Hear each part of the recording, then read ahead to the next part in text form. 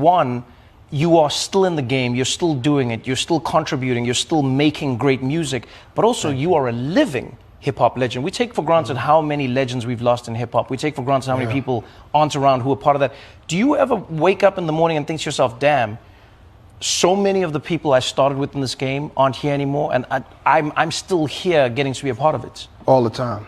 All the time. Somebody, a friend of mine today, called me and told me, he said, you realize how long you've been around and how much you survived and things you've been through? You know, we just lost a hip-hop artist the other week, man. Takeoff, and, you know, may he rest in peace. And, you know, I lost so many friends even before I got into music. I didn't think I would get into music and then still see it going on, you know? You've done that. You've done more than just survive it. You've succeeded in it. You've thrived in it. And Thanks. I think what I love about this album is how it feels like you almost reminiscing whilst also writing a piece of the future.